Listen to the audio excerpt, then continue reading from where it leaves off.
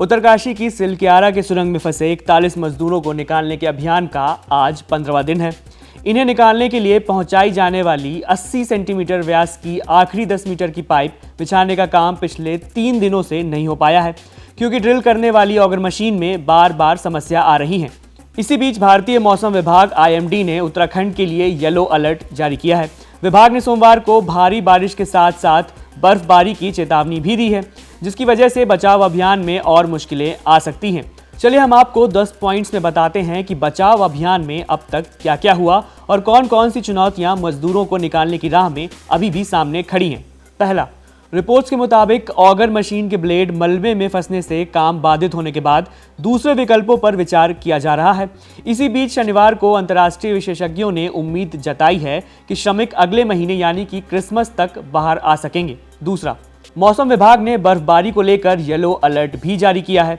मौसम विभाग ने उत्तरकाशी, रुद्रप्रयाग, चमोली, पिथौरागढ़ और अल्मोड़ा के ऊपरी इलाकों में भारी बारिश के साथ साथ बर्फबारी की संभावना भी जताई है। सिलक्यारा, बड़कोट, उत्तरकाशी के वो इलाके हैं जहां भारी बर्फबारी होती है। पहाड़ी मिट्टी होने की वजह से बारिश के बाद हल्की होकर और धंसने लगती है। अगर मौसम विभाग की चेतावनी के हिसाब से यहां बर्फबारी होती है तो निश्चित तौर पर रेस्क्यू ऑपरेशन प्रभावित होगा। बर्फबारी के बाद बिजली की दिक्कत पैदा हो सकती है। साथ ही ठंड बढ़ने के कारण सुरंग में मजदूरों को भी दिक्कतें होंगी। तीसरा, बचाव अभियान के 14वें दिन शनिवार से ही अधिकारियों ने 2 विकल्पों पर ध्यान केंद्रित किया है। मलबे के शेष 10 या 12 मीटर हिस्से में हाथ से ड्रिलिंग या ऊपर की ओर से 86 मीटर नीचे ड्रिलिंग।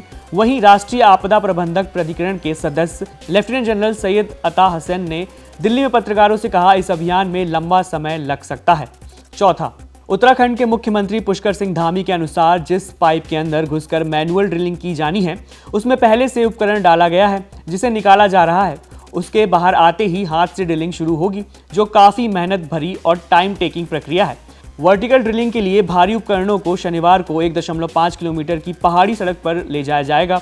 इस मार्ग को सीमा सड़क संगठन द्वारा कुछ ही दिनों में तैयार किया गया है। पांचवा, सुरंग के ढहे हिस्से की लंबाई करीब 60 मीटर है और ब्लेड के लगभग 20 हिस्से को काट दिया गया है और बाकी काम पूरा करने के लिए हैदराबाद से एक प्लाज्मा कटर हवाई मार्ग से लाया जा रहा है।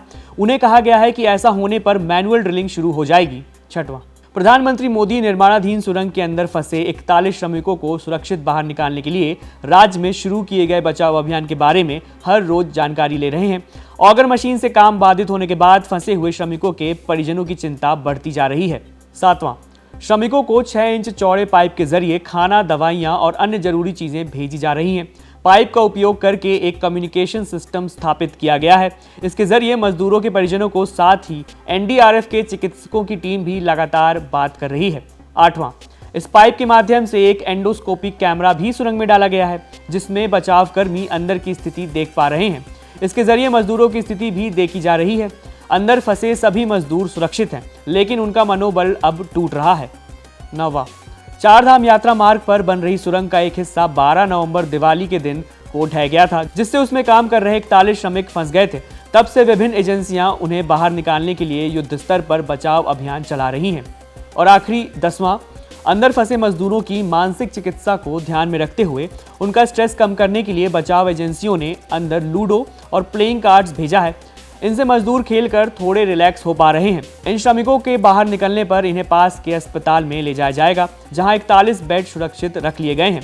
बचाव स्थल पर 41 एम्बुलेंस पहले से तैयार हैं और मुख्यमंत्री धामी यहां अस्थायी कैंप बनाकर लगातार बचाव अभियान की निगरानी कर रहे हैं।